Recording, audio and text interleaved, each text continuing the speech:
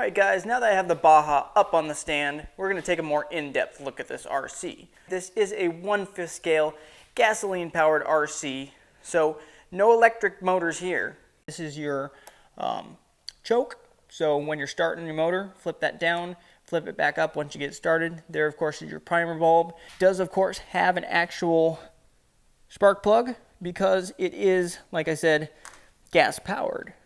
So what you have to do is you have to mix. Usually I just use 91 octane, so premium fuel. Use premium fuel and mix it with 2-stroke oil. I run the Honda HP2, I think is what it's called. So that's a high quality oil, and I don't know how much it costs. It's probably $15 per quart, but a quart goes a long ways because you only have to put 1 part oil for every 25 parts gas. So that will last a very long time just on 1 quart of oil. All right, now that we have a little bit of light, you can see right in here, there's the drive shafts, and I believe these are actually upgraded drive shafts that I have on this machine. Also, I have umbrella seals inside of these shocks, because these shocks right here are notorious for leaking. The stock Baja ones anyway. So it actually has some seals in there to prevent them from leaking. This one has an aftermarket pipe. Stock it would not come with a pipe like this. And this is a silencer piece right here that bolts in to the end. Now, this makes it significantly louder, but also this is what helps release a lot more of that potential horsepower. You'll get a lot more power once you put a pipe on a gasoline powered RC. And as for power ranges, I mean, some of my gas powered ones I have in upwards of 8 horsepower. In my Losi and in my other Baja, those are like 7.5 horsepower motors. Now this one, this is the stock motor that came out of my Losi 5T. It is a 29cc dynamite motor. So this is the motor that, like I said, came stock in the Losi 5T. I took it out, put an OBR motor in the Losi 5T. I ended up switching this one in, switched the Fuelie out. So this just has a little bit higher displacement, 29cc compared to the Fuelie, which is stock size motor for a Baja, which is a 26cc. But if you have a can on the back, instead of an exhaust, it keeps it way quieter. A little muffler on the back, a little muffler, can muffler, keeps the thing way quieter, but it does limit the amount of power that you're gonna have. I do have a sleeve, like an actual pre-filter over my air filter. So I can go drive through like some water and stuff, and I don't have to worry about getting all into my air intake or my air filter. Right here, this is your kill switch. This is how you turn the motor off. Another thing you have to keep in mind is not all stock Bajas come with a fail-safe.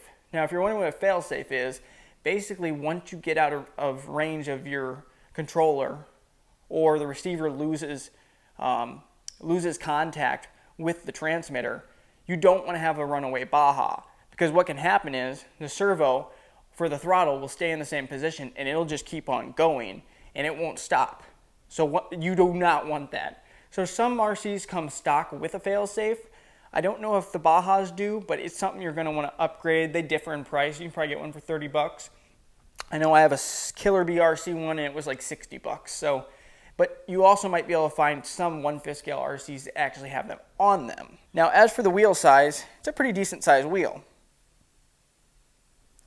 These are a harder compound. These are also not the stock tires. So, but these are a very meaty tire. These are MX type tires. So they're kind of like almost like an ATV dirt bike type tire. These are Hostile Nightmares. I don't know if you can read that on the side. Hostile Nightmare MX.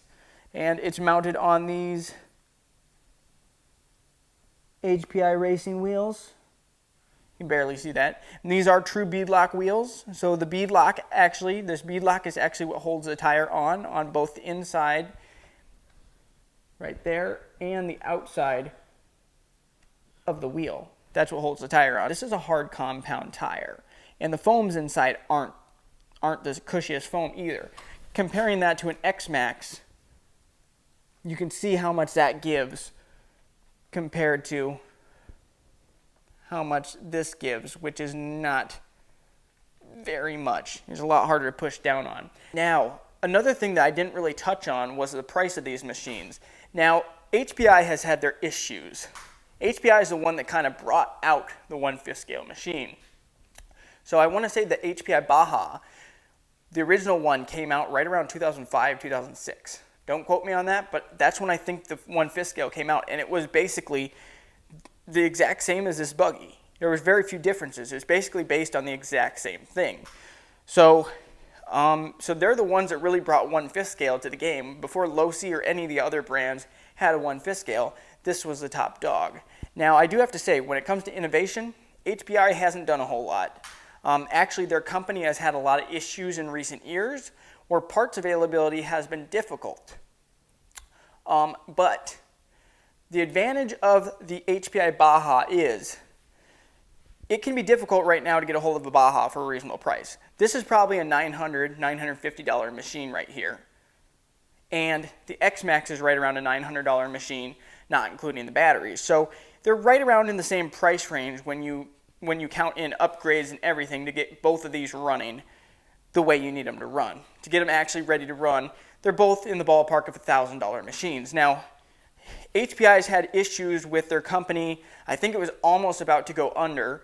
So HPI, if you're not familiar, stands for Hpi Products International, and that is HPI Racing.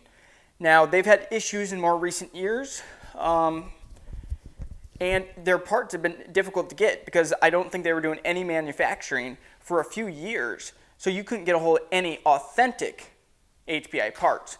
But that's where the good thing is. The good thing about the Baja is that there's other brands that have made clones of it. So there is the Rovan. I know Rovan's a brand that a lot of people buy, and it looks basically identical to this. All the parts are also interchangeable. So, and also there's a King Motor, and I want to say there's another brand out there, but there's multiple different brands that actually make a clone of this machine, so in their own 1/5 scale. And the good thing is, even if you can't get a hold of the HPI authentic parts, you can still get a hold of their parts. And so basically they're knockoffs, but I like calling them clones because when you call them knockoffs, it makes them sound like they're not good quality. And even though I don't have experience with those machines, I have used some of the parts on my machine, and I have to say they hold up fine. A lot of the upgrade parts, like I buy Rovan upgraded aluminum parts for some of my machines. They're plastics, really. I mean, they still use nylon reinforced plastics. 1/5 scale, these are just stronger than most electric powered machines. But if you land wrong, you'll still break a suspension arm or a hub. Stuff is still going to break, but these things are actually pretty sturdy. When it comes to suspension travel, this has a decent shock setup. I want to try to demonstrate it, but I don't know if I'm going to be able to while it's on this little stand right here. But anyhow, it has a few inches of travel, not quite as much as an Xmaxx as you can see. Here's going to be the lowest point on probably the entire RC is where the shock mounts. They mount very low, but that's on the inside of the front tires. And you're going to get this machine stuck way before you'll get an Xmaxx stuck just because it's two-wheel drive. But you can't really beat the sound of a gasoline-powered motor. There's something that's just inherently cool about that. One more thing that I should touch base on. This Baja, one of the disadvantages of it is that it's only rear brake. So right in here, that is your throttle and brake servo right here. It is only a 1/10 scale servo. Now, I have an upgraded high-tech one that has higher torque than a stock one. But basically, this whole little rod piece right here, the one goes to the carburetor right there. So whenever this servo goes in this direction, it's basically giving the motor throttle. Now, when it goes in the other direction, it basically pulls on this little lever. And if you can see in there, there's little brake pads. I don't know if I can get them to move since it's up on the stand, but right there, there's little copper brake pads. The copper ones aren't stock. This is aftermarket, and there's two rotors, little two silver rotors there, and that is basically where all your braking comes from, is from the rear. I do have to say that's a disadvantage because an Xmaxx is going to be stopping all four wheels. This, unfortunately, it only locks up the rear tires, so it's not as nice. So I do actually on my other Baja, my 5T, which is also based on this, just with a few more mounts and a different body, of course, I do have some mechanical brakes put on that. So basically I have some brake rotors that actually go and hook up to the servo, and then the servo also pulls on them, and actually that brings the front to a stop, and that has helped tremendously. that's one more thing to consider, is that you're only going to have rear brake. That's another thing you might need to mess with. Got to make sure that your throttle servo is at the proper adjustments, because you don't want it pulling on the brake, obviously, when you're normal driving. Also, you want it giving the right amount of brake force. So you need to make sure the throws in both directions are correct, because you don't want to overextend that rod in either direction. There's a little bit that you can overextend it, because of course there's a spring for both the throttle and the brake levers. Now this body right here, this is not a stock one. This is one that I painted up myself. Also, this is not a stock cap. That's a DDM Racing aluminum gas cap. And this, of course, is where you fill up your gas. Now, this right here is where your receiver battery is. So your receiver pack's down in here. So anytime you want to access your receiver, that's why they have this little port here, so you can actually plug yours in while it's still in the car. So you don't have to take it out every single time. Because to take it out, you got to get this cage off, which isn't the most difficult thing in the world, because as you can see, the cage comes down here, under here, and then the cage is actually held on right here with just a little body clip. So there's a body clip and then like a body plastic washer underneath. That's what holds this on. So actually, this thing's kind of easy. It's not that difficult to work on this machine.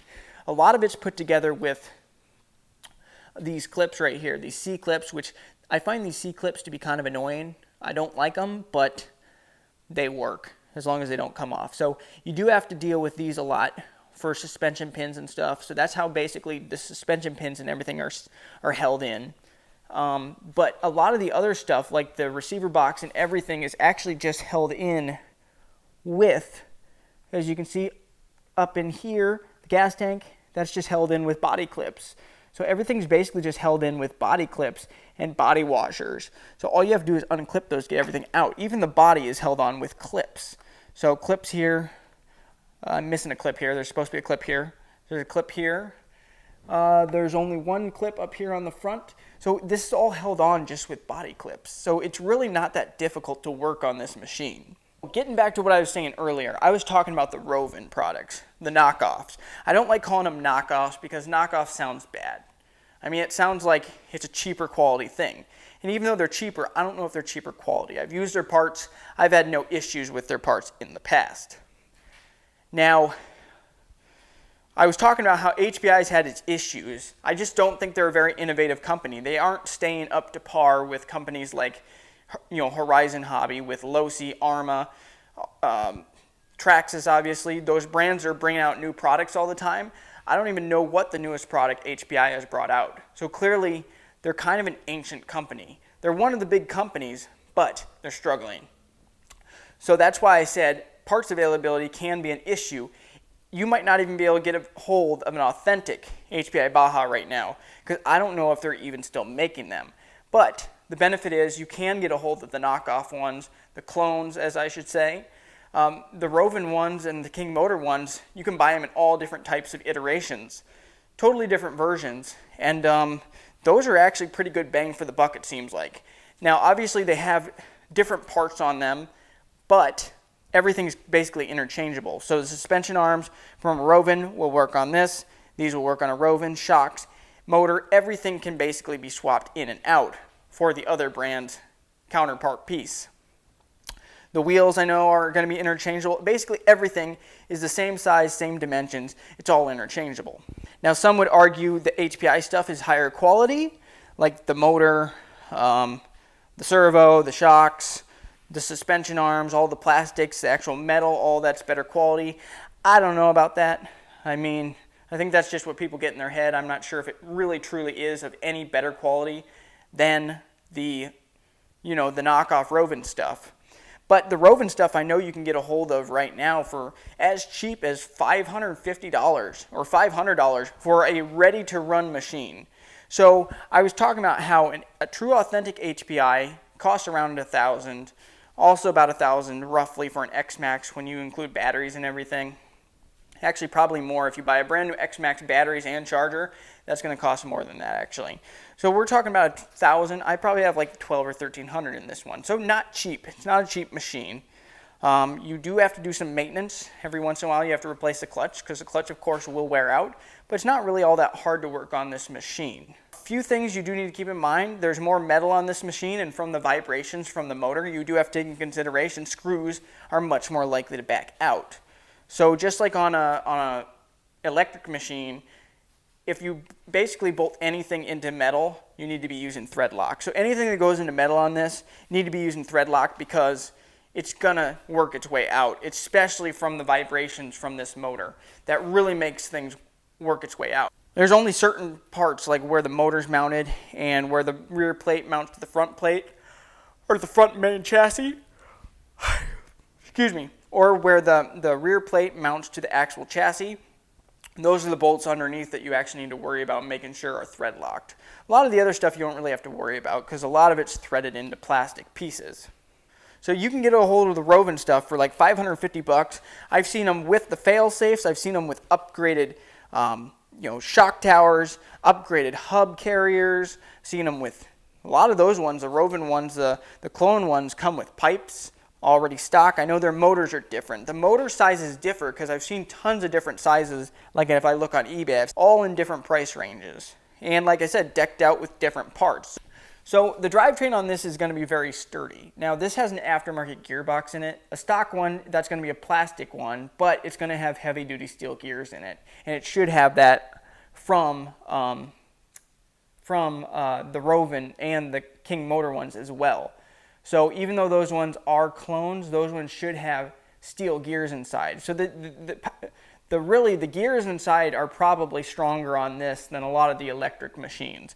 And I'm not going to go take it off and show you, but basically the pinion sits underneath it here, and this cover covers it up, and then here's the spur gear here, and then that goes into the transmission, which there's a few more gears that go to the output shafts of the drive shafts there. So pretty simple how they work. I've never actually had any issues with any of the internal gears. I have stripped the spur gear before, but that's because a stock spur gear on these machines is actually plastic, which is weird. It's weird they'd put a plastic spur gear on a machine that's gasoline powered with that amount of power. So I shredded up that pretty quickly. That's an upgrade you're going to want to do for a metal one for sure. So yeah, you can get a hold of a steel one. And then I haven't had any issues with it. Getting the gear mesh proper on this is a little bit tricky because there's some mounts that you have to move a little bit to get the motor actually properly aligned. So it can actually be difficult to actually get the mesh lined up with this motor and this spur gear, because spur gear is not going to move at all. The motor actually is what has to shift, and it can only move so much. Here's my kill switch mounted down here. I was telling you how I have a kill switch on this machine. Some of the Rovan ones stock in the King motor are going to have a kill switch stock, which is something you're going to want to make sure you have. I explained earlier why you need to have a kill switch. I believe I have a high-tech servo in this one that's not stock either, and that of course works the steering assembly, and there's a steering assembly right there. And this has a lot of power. This servo has a ton of power, and since this is a buggy, it just turns these light little tires. So this thing actually has pretty darn good steering. The one thing is, because it's rear wheel driven, if these tires don't dig in, what happens is it tends to push. So since the rear tires are driving it, if these front tires don't really dig in to the grass or whatever you're turning into, the thing kind of just wants to keep on sliding forward.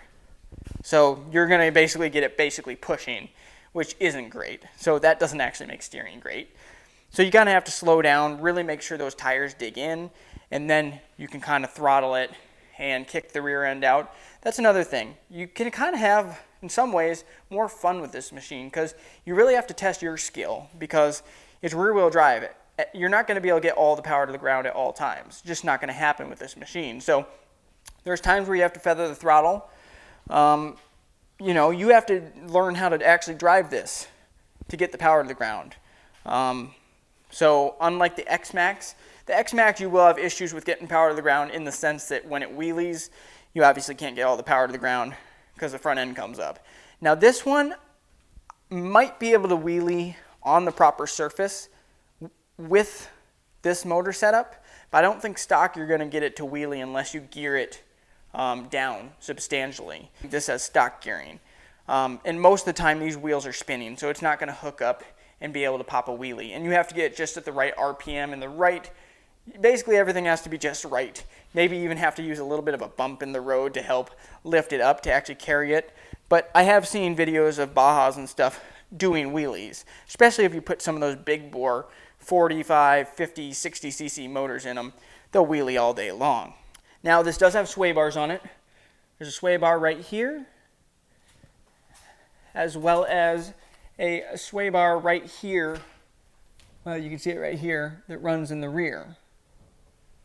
And another thing you have to be conscious of is when you're holding this, obviously after you've run it, the pipe gets very hot. A lot of times I carry it up here. Now that I've shown you guys the Baja, I've shown you the advantages of it, I've shown you that you can get one for a reasonable price if you go for a clone version.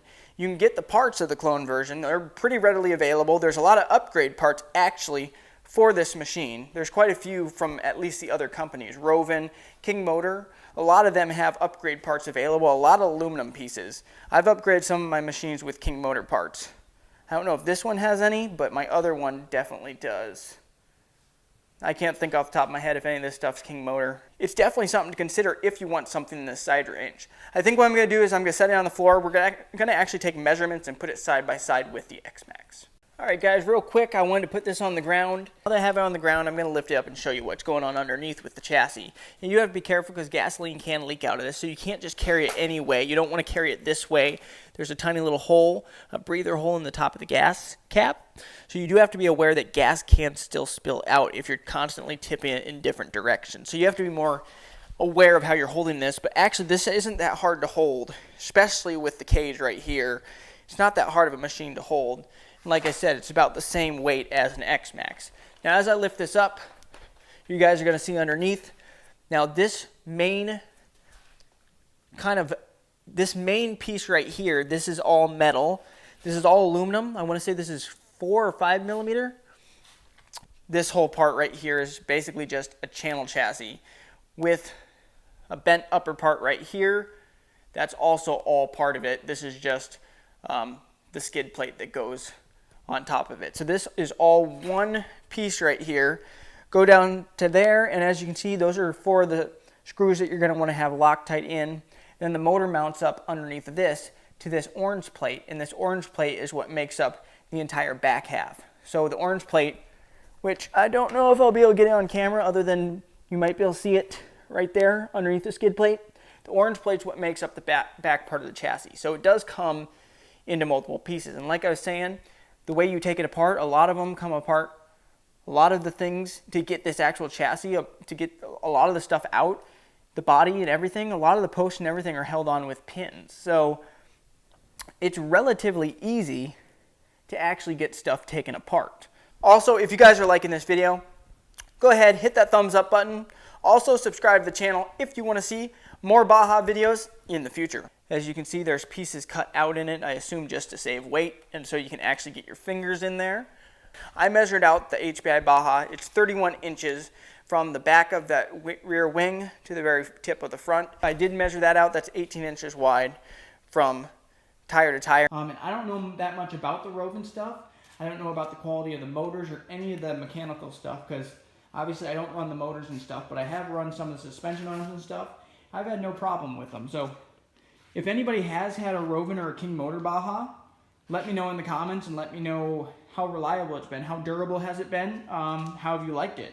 The main chassis, like I said, is made out of aluminum, but most of this is plastic reinforced nylon, which I've never broken like a shock tower or anything on this or any of these pieces. So these must be pretty hardy pieces because I've crashed this thing pretty hard. I have broken some shock shafts. I've broken suspension arm, I think, on the front. I want to say a lower one I've broken before. I have broken a wheel before landing really bad. The actual wheel completely broke. Also, they have racing with this. So depending on where you live, they have 1/5 scale Hpi Baja racing where you can race your Baja, especially if you're in a larger area where there's a large city. Most large cities, I'm sure, would have a club or a racetrack where you could race. So they'd have 2-wheel drive division. They'd have 4-wheel drive if you got like a low-C. So that is something. So if you wanted to possibly compete with your machine, there's obviously no racing classes for an Xmaxx. And the Xmaxx is by no means a racing machine. You see the toe-in angle on those rear tires. So this buggy's meant for racing. So if you guys are interested in doing any type of racing, I would recommend going with an HPI Baja. You could learn a lot joining one of those 1/5 scale clubs, and maybe going to a local racetrack. And you can get in on it for roughly $500-600. So relatively decent price machine right there. And so if you liked the video, guys, hit that like button. Also subscribe to the channel if you want to see more videos in the future. Later.